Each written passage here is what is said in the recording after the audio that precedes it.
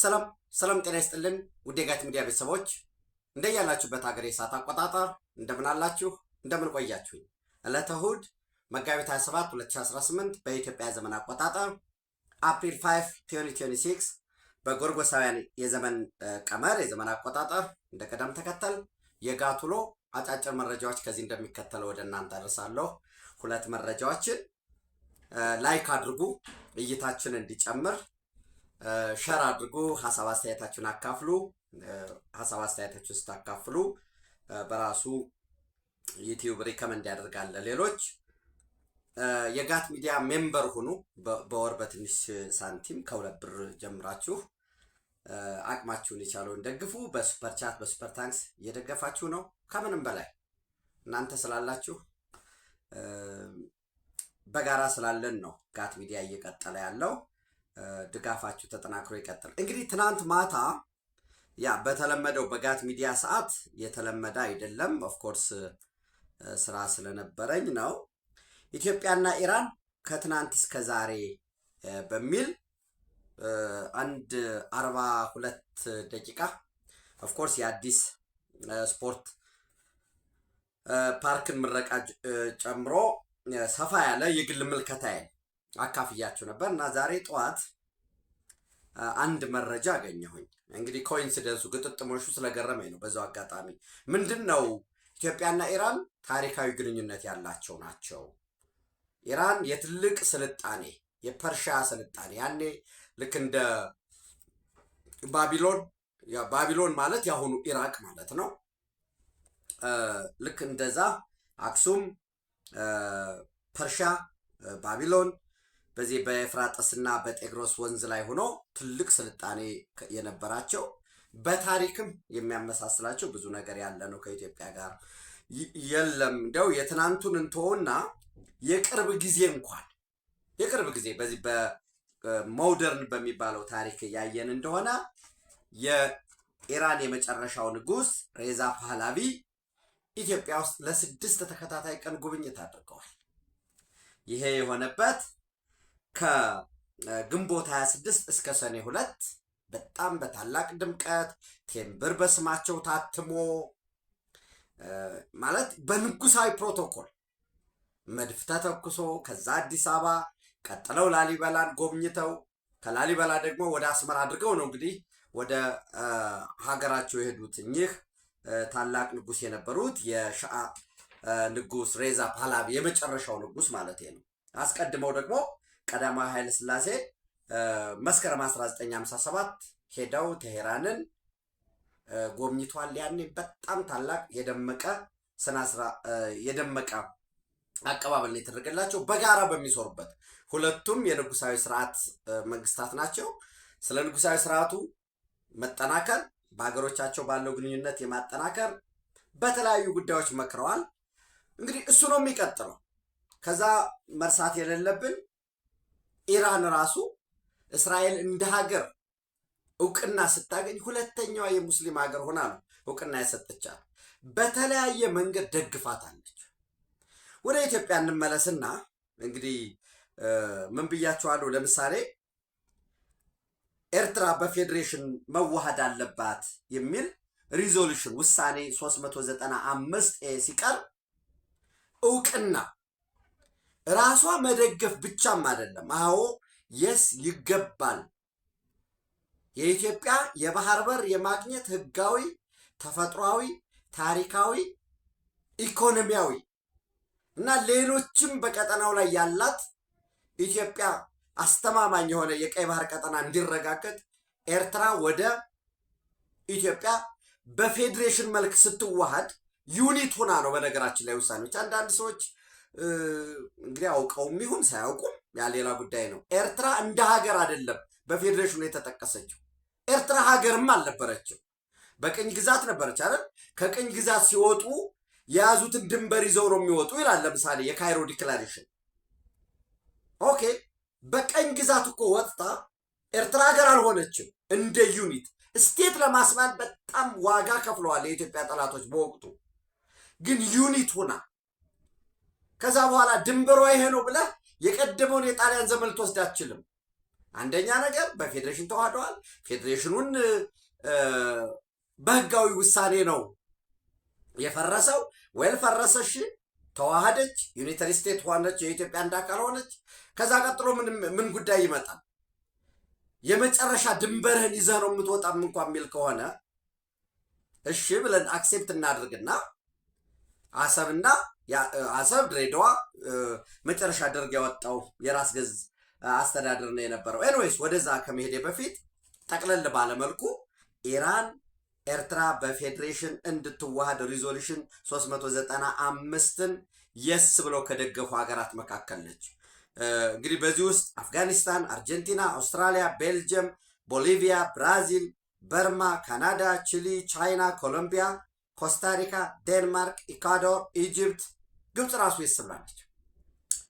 ኢትዮጵያ ራሷም ድምፅ ስለምትሰጥ ፈረንሳይ፣ ግሪክ፣ ሃይቲ፣ ሆንዱራስ፣ አይስላንድ፣ ኢንዲያ፣ ኢንዶኔዥያ፣ ኢራን ራሷ፣ ኢራቅ፣ ሌባኖን፣ ላይቤሪያ፣ ሉክዘምበርግ፣ ሜክሲኮ፣ ኔዘርላንድ፣ ኒውዚላንድ፣ ኒካራጓ፣ ኖርዌይ፣ ፓናማ፣ ፓራጓይ፣ ፔሩ፣ ፊሊፒንስ፣ ሲሪያ፣ ታይላንድ፣ ተርኪ፣ ሳውዝ አፍሪካ፣ ዩኬ፣ ዩናይትድ ኪንግደም፣ ዩናይትድ ስቴትስ፣ ቬንዙዌላ፣ የመን፣ ዩጎዝላቪያ፣ ቤላሩስ፣ ኩባ፣ ቼኮስሎቫኪያ፣ ዶሚኒካን ሪፐብሊክ፣ ኤልሳልቫዶር፣ ጓቴማላ፣ ፓኪስታን፣ ፖላንድ፣ ዩክሬን እና ዩኤስኤስአር ኖ አም ሶሪ የስ ያሉት እስከ ቬንዙዌላ፣ የመን፣ ዩጎዝላቪያ ናቸው። ኖ በፌዴሬሽን መዋሃድ የለባትም ያሉ ዛሬ ለምሳሌ ዩኤስኤስአር የኛ ወዳጅ ነው። ዩኤስኤስአር ግን ኖ ኤርትራ በፌዴሬሽን መዋሃድ የለባትም ብለው ካቀረቡት ውስጥ ቤላሩስ፣ ኩባ ከዛ በኋላ በደርግ ዘመን ደግሞ አይዲዮሎጂ ሲቀየር አብረውን ተዋግተዋል። በንጉሱ ዘመን ግን ኩባ ኤርትራ በፌዴሬሽን ትዋሃድ የሚለውን ጥያቄ በተባበሩት መንግስታት ኖ ብለው ሪጀክት ካረጉት ሀገራት መካከል አንዷ ነች። ይህንን መልሼ ከፍልስጤም ጋር አያይዘዋለሁኝ። አሁኑ ቼኮስሎቫኪያ አልደገፈችም፣ ዶሚኒካን ሪፐብሊክ አልደገፈችም፣ ኤልሳልቫዶር፣ ጓቴማላ፣ ፓኪስታን፣ ፖላንድ፣ ዩክሬን እና ሩሲያ ውድቅ ያደረጉት ናቸው። በዚህ ውሳኔ ደግሞ ኤርትራ ከኢትዮጵያ ጋር በፌዴሬሽን ትዋሃድ የሚለውን ደግሞ ያልተቃወሙ ያልደገፉ ሀገራት ደግሞ አሉ። እነማን ናቸው? አብስቴን ያረጉ አንዷ እስራኤል ነች። ሁለተኛው ሳውዲ አረቢያ ነች። ሶስተኛ ስዊድን፣ አራተኛ ኡሩጓይ። በዚህ ውስጥ እንዳልኳችሁ በመነሻ አስቀድሜ እንደጠቀስኩት ኢራን ከራሱ አልፋ ሎቢ ያደረገች ሊባኖን እሱን እንውሰድ። በከፍተኛ ሁኔታ ኢትዮጵያ የባህር በር ያስፈልጋታል የሚል ቅስቀሳ ያደረገች ነበረች። ወደ አሁን እንኳን በቅርቡ የሆነውን ብናይ ለምሳሌ ኢትዮጵያ ውስጥ ለውጥ ከመጣ በኋላ ብናይ ለምሳሌ አፕሪል 29 2025 ላይ የኳንተም ኮሞዲቲ ኢንተለጀንስን ወስዳችሁ በቅርቡ ታስታውሳላችሁ። የሕዝብ ተወካዮች ምክር ቤት አፈ ጉባኤ ክቡር አቶ ታገሰ ጫፎ ቴሄራን ነበሩ። የሁለትዮሽ ግንኙነት አለ ከኢራን ጋር፣ ኢራንና ኢትዮጵያ። ያ ግንኙነታችን ሶቨሬኒቲ እንደተጠበቀው ነው። እኛ በኢራን ጉዳይ ላይ አንገባም፣ ኢራኖች በኢትዮጵያ ጉዳይ አይገቡም። ግን የሚሊተሪ አግሪመንት አለ፣ የማኑፋክቸሪንግ አግሪመንት አለ፣ የቴክኖሎጂ ትራንስፈር አግሪመንት አለ፣ የሴኪሪቲ ኤንድ ኢንቴሊጀንስ አግሪመንቶች አሉ። ሶቨሬኒ ስለሆን ሌላው ሁሉ እንዳለው በዋነኝነት ኢራን የኢትዮጵያ የአፈር ማዳበሪያ ለማምረት የምታደርገውን ጥረት በዛ ውስጥ ባስተማማኝ መልኩ አሞኒያ ሰፕላይ እናደርጋለን ብለው ነበር። ኢራን ቱ ሰፖርት ኢትዮጵያን ፈርቲላይዘር ፕላንትስ ሜይ ሰፕላይ አሞኒያ። እንዲያውም አንዳንዶች ኖ ይህ ትክክል አይደለም፣ ከኢራን የሚመጣ ነገር በኋላ ለማዕቀብ እንዳይዳርገን ሲሉ ነበር። አፕሪል 29 2025 ኦልሞስት የዛሬ አመት ገደማ፣ ዛሬ አፕሪል 4 ነው። የዛ እንግዲህ አመት ሊሞላው ይሄ ጉዳይ አንድ 25 ቀን ነው የሚቀረው። ከዛ ባለፈ በሚሊተሪ ኢንተለጀንስ በሚሊተሪ ቴክኖሎጂ አብረን እየሰራን ያለንበት ሁኔታ አለ። ይህንን አሞኒያ እንዳልኳችሁ በ10 ቢሊዮን ዶላር ሚንግ ያንግ የሚባል ካምፓኒ የአሞኒያ የግሪን አሞኒያ ፕሮጀክት ለማምረት እና ሌሎች የቴክኖሎጂ ትራንስፈር ለማድረግ በቅርቡ ኢትዮጵያ የ13.1 ቢሊዮን ዶላር ኢንቨስትመንት ሴኪዩር ስታደርግ 10 ቢሊዮኑን ግዙፉ የሚንግ ያንግ ፕሮጀክት ነው። በቅርቡ ወደ ስራ ይገባል ፍቃድ አውጥቶ የሚል መረጃዎችም እየወጡ ነው። በዚህ ውስጥ ኤርትራን በተመለከተ ትናንትም እንዳልኳችሁ ኢሳያስ አፈወርቂ በ2000 በኢትዮጵያ ዘመን አቆጣጠር ወደ ኢራን ሂዶ ነበር። በዛ በሄደበት ወቅት ከአያቶላህ አሊ ኻሜኒ አሁን እንግዲህ በባለፈው ጥቃት የተፈጸመባቸው ማለት ነው ፌብሩዋሪ 28 ከሳቸውና በወቅቱ ደግሞ ፕሬዚደንት ከነበሩት መሐሙድ አህመድ ነጀድ ከሳቸው ጋር ተወያይተው ነበር። ተመልሶ ከመጣ በኋላ ኢንተርቪው ሲደረግ ኢራንና እስራኤል ጠንካራ የሆነ ኢራንና ኤርትራ ጠንካራ የሆነ ግንኙነት አላቸው። በትግላችን ወቅት አያቶላህ አሊ ኻሜኒ የቀድሞ የኻሜኒ ፕሬዲሰር ወይንም የኢራን ኢስላሚክ ሪፐብሊክ ፋውንዴሽን ፋውንደሩ ሲጸልዩልን ነበር የሚል ኢንተርቪው ላይ ሰጠ። ኦኬ ያንን ይዝደ መጸለይ ማለት መቼም ፍራይዴ ፕሬየር ይሄ በአረብ ቀን የጁማ ሶላት ብቻ ሊሆን አይችልም። ሌላ ሚሊተሪ ድጋፍ ይሰጡ ነበር የሚለውን ልንወስድ እንችላለን። ኤቪደንስ ያን ያህል ጠንካራ የሆነ ኤቪደንስ አለ እያልኳችሁ ግን አይደለም። ከዛ በተለየ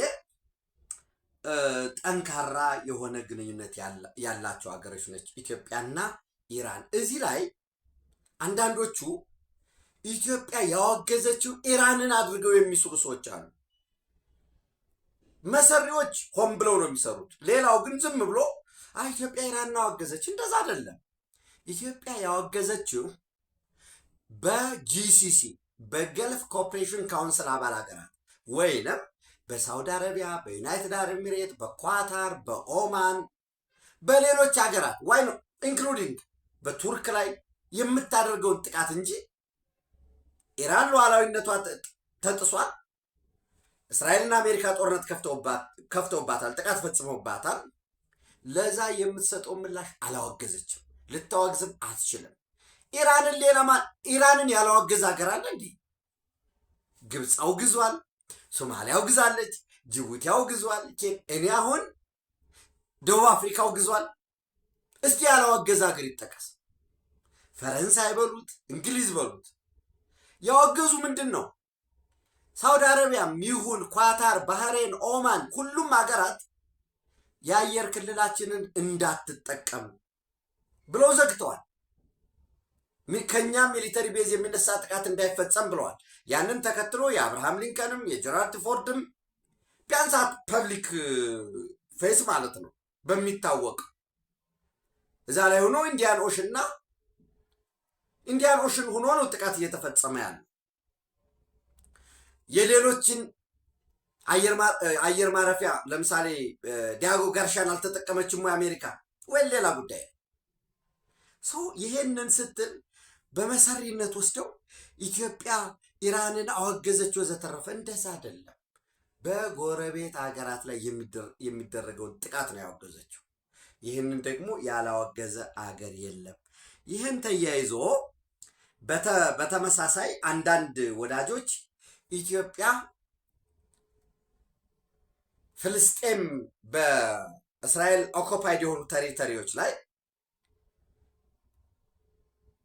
ኢትዮጵያ ለፍልስጤምን በፍልስጤም ላይ ምንድን ነው ኦኮፓይድ በሆነው ቴሪቶሪ ላይ ቤት እንዲገነባ ወይንም የመስፋፊያ እንድትገነባ ኢትዮጵያ ደገፈች፣ የሳለች፣ ሌሎች ኖ ሲሉ የሚሉ በተደጋጋሚ ያወጣሉ። እና ኢትዮጵያ የአድዋ ድል ባለቤቱና ከዚህ በፊት በታሪክ የምትታወቅበት ከፍልስጤሞች ጎን መቆም ሆኖ ይሄ ሂዶ ይህ አካሄድ ኢትዮጵያ የአፍሪካ ህብረት መቀመጫነቷን እንዳያሳጣት ወዘተረፈ ይላሉ። በነገራችን ላይ ደጋግሜ እንደምነግራችሁ የአፍሪካ ህብረት መቀመጫ የሆነችው ኢትዮጵያ ፋውንደሮቹ ገለልተኛም ስለነበረች ነው። የሞኖሮቪያ አንድ ግሩፕ አለ፣ የካዛብላንካ የሚባል ግሩፕ አለ።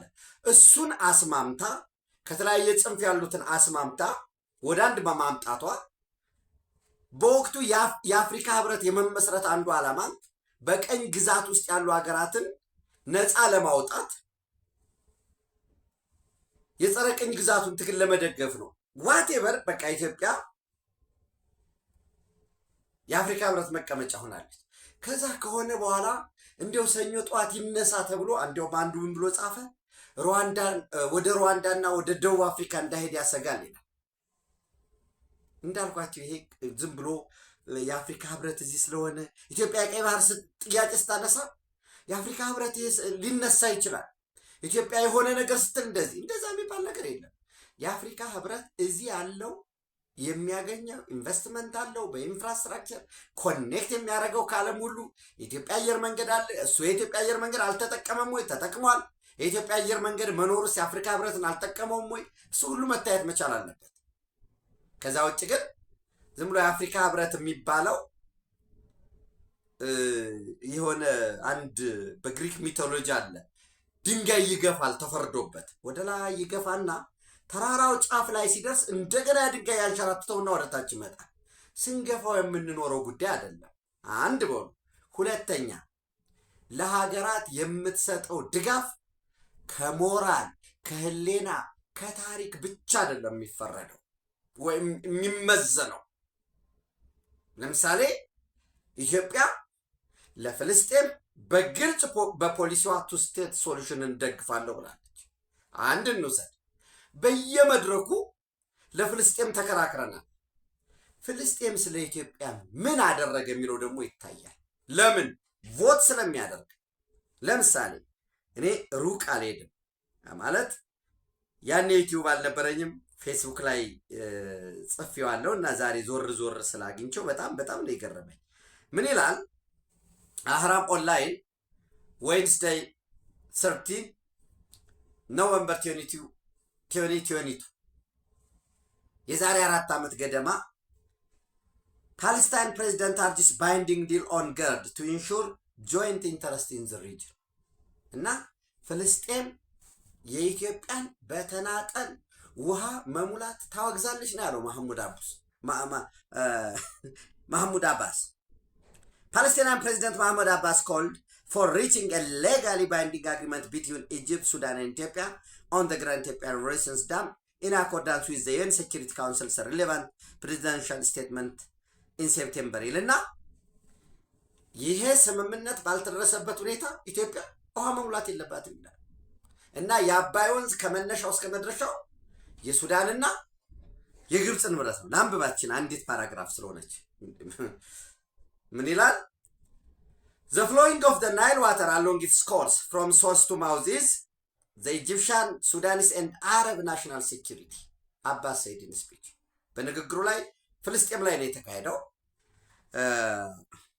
The conference is organized by Palestine in the League of Arab States headquarters November 30 to December 1 under the slogan Arab Water Security for Life. ካይሮ ላይ ነው የተካሄደው እና ከመነሻው እስከ መድረሻው የግብፅና የሱዳን ነው። ባልተስማሙበት አሳሪ አግሪመንት በሌለበት ሁኔታ ውሃ ሶስተኛ ዙር የሚባለው ሙሌት ውድቅ እናደርጋለን አለ። ህዳሴ ግድብ ነው እያወራው ያሉት። ሌሎችን በአረብ ሊግ የሚወሰኑትን ውሳኔ በሙሉ ያለምንም ሪጀክሽን ያለምንም ተጨማሪ አስተያየት በመስጠት በማጽደቅ ነው። ኦኬ ወል ድንበርተኛ ናቸው ግብፅን ከተቃወሙ ምናምን ብለን እንውሰድ። ዝም ይባላል አንዳንዴ እና የኛ ለሌሎች የምንሰጠው የሞራል እስረኛ ስለሆነ አንተዛ የምታፈርሰው የሚባል ነገር የለውም። ዞሮ የበለጠ ማንበብ እንፈልጋለን ለምትሉ ወዳጆቼ አህራም ኦንላይን ፓለስቲኒያን ፕሬዚደንት አርጂስ ባይንዲንግ ዲል ኦን ገርድ ቱ ኢንሹር ጆይንት ኢንተረስት ኢን ዘ ሪጅን የሚል ዌድnesday 30 ኖቨምበር 2022 ያለውን አንብቡት እና እኛ ዝም ብለን የምናደርግ ሌላው ሲወጋን እኛ በጥፊ ግራህን ሲመጣ ቀኝን ስጠው አይደለም። ዲፕሎማሲ እንደዛ አይደለም። ምን ጥቅም አለው? እንዴት ነው አሰላለፋችን? ነገርኳችሁ እኮ ለምሳሌ እስራኤል በፌዴሬሽኑ ውሳኔ የዩኤን ሪዞሉሽን 395 አብስቴን ያደረጉት ነው። በነገራችን ላይ ታቅቦ የተቃውሞ አንድ አካል ነው። መቃወም ፒውርሊ ነው ላንለው እንችላለን ወይ? ጊዜ ይቀየራል። እንደየዘመኑ እንደያካሄዱ ከራስህ ብሔራዊ ጥቅም ከወቅቱ አሰላለፍ ጋር እየሆንክ ትሄዳለህ። እንጂ የለም ኢትዮጵያ ባዶዋ ነው የምትታወቀው፣ እንደዚህ ተደርጎ ይህ አካሄድ እንዲህ ሊያመጣ ይችላል ወዘተረፈ እንደዚያ የሚባል ነገር የለም። እንዳልኳቸው ነው። ለምሳሌ ኢራን ወደ ተነሳውበት ስመጣ ምን ይላል ላንብብላችሁ።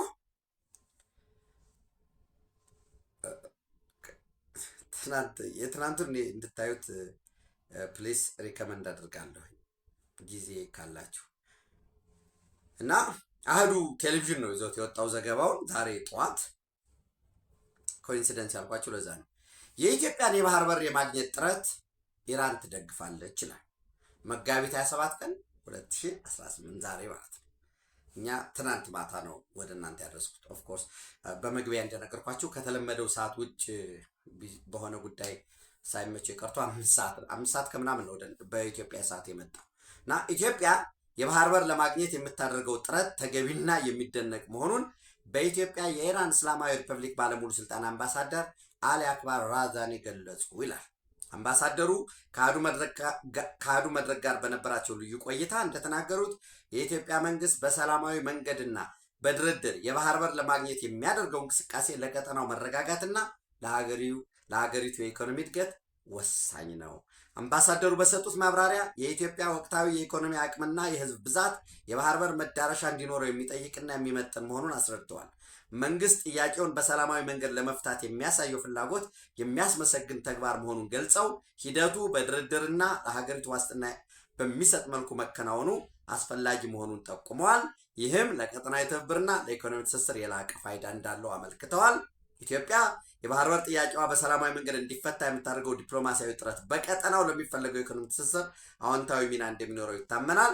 የዘርፉ ምሁራን እንደሚገልጹት ይህ የዲፕሎማሲ ግፊት ከብሔራዊ ምክክር ሂደትና ከታላቁ ህዳሴ ግድብ መጠናቀቅ ጋር ተዳምሮ ኢትዮጵያ በአፍሪካ ቀንድ ያላትን ጂኦፖለቲካዊ ተጽዕኖ ወደ አዲስ ምዕራፍ እንደሚያሸጋግረው ይጠበቃል። በወልደ ሐዋርያት ዘነበ አህዱ የኢትዮጵያን ድምፅ ሳይት ማድረግ ስላለብኝ ነው እና እኚህ ባለሙሉ ስልጣን አምባሳደር አሊ አክባር ራዛኒ እናመሰግናለን። ኢራንን እናመሰግናለን። እኛ ኢራን ይህንን አደረገልና እውቅና ሰጠ።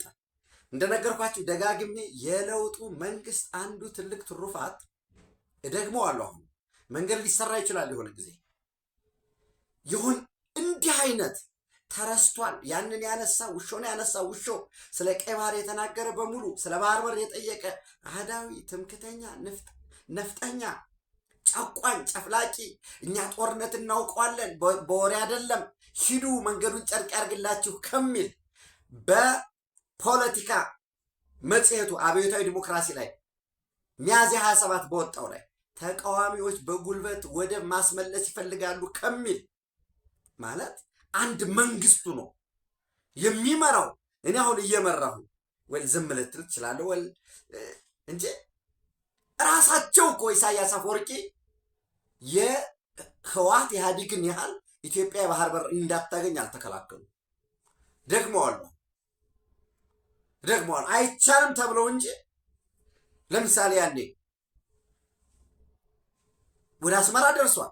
የኢትዮጵያ ወጣቶች ኢትዮጵያውያን ዜጎች ልዩነት የነበረው ሁሉ የደርግ ሰራዊት ተብሎ ሁሉ ተበትኖ የነበረው ሁሉ በጋራ ለእናት ኢትዮጵያ ሁሉ ተዋድቋል። ያንን ይዞ እኮ እንደገና መደራደር ይቻል ነበር። አይፈልጉም ባንዳ ስለነበሩ እና ጠላቶች የኢትዮጵያ ጠላቶች በራሱ በነገራችን ግብፅ ኢትዮጵያ ወደ ባህር በር የምትዳረስ ከሆነ በሚሰጣት የኢኮኖሚክ ሌቨሬጅ ኢኮኖሚዋ ያድጋል። ያ ኢኮኖሚ ስትራቴጂክ የጂኦፖለቲክሱ ላይ ከፍተኛ የሆነ ተጽዕኖ ትፈጥራለች እና አጀንዳውን በውስጥ ለማተራመስ የማደርገውን በኢኮኖሚ ለማነቅ የማደርገው ጥረት ይደናቀፍብኛል ብላ ካልሆነ በቀር ኤኒዌይስ ኢትዮጵያ የባህር በር እንዳታገኝ የተፈጠረ ስለሆነ ተለላኪ ስለሆነ ተለላኪ ደግሞ ከላኪው በላይ ነው አክት የሚያደርግ። በነገራችን ላይ ጠላትህ ቢመታህ በልኩ ነው የሚመታህ። የጠላትህ ተለላኪ ግን እውቅና አገኛለሁ መሰገናለሁ ስለሚያስብ ጭካኔ የተሞላበት ሁሉ ተግባር ነው የሚፈጽመው። ለዛ ነው ህወሓት በአማራ ክልል በፈጸመው ወረራ ጉዳት አድርሷል። ጉዳቱ ግን ጽንፈኛ ያደረሰውን ያህል አይደለም። ቢያንስ ህወሓት ቤንዚን ይዞ እየዞረ ፖሊስ ጣቢያ ምናምን አላቀጠለም። እየተደረገ ያለው ግን ያ ነው ተለላኪዎች በሚሰሩበት ጊዜ ያለ ማለት ነው። ምናልባት አንድ ተጨማሪ መረጃ ወደ መካከለኛው ምስራቅ በጋት ዕለታዊ ምሽት ተጨማሪ መረጃዎችን ይዤ አደርሳችኋለሁ። ሶማሊያ ውስጥ በጣም በከፍተኛ ደረጃ የጦር መሳሪያ እየተበተነ ነው ያለው። የፌዴራል መንግስቱ አሁን ሳውዝ ዌስት ሶማሊያን የአብዲ ስላፍታ ግሪንን አስነስቶ እሳቸው ወደ ኬንያ ሄደዋል ፕሬዚደንቱን።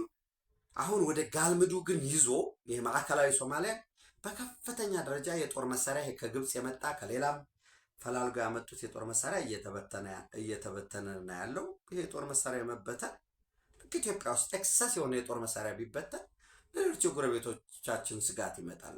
በዛ ደግሞ ሶማሊያ ላይ ደግሞ ለዛውም በጣም ጠንካራ ማዕከላዊ መንግስት በሌለው ሁኔታ ይሄ ነገር እንዲሁ እንደቀላል መታየት የለበትም የሚል ምልከታ ላይ ምን ልናደርግ እንችላለን የሚለው እንግዲህ የብሔራዊ ደህንነት ስራና ሌሎችም ብንወያይበት የሚል ነው።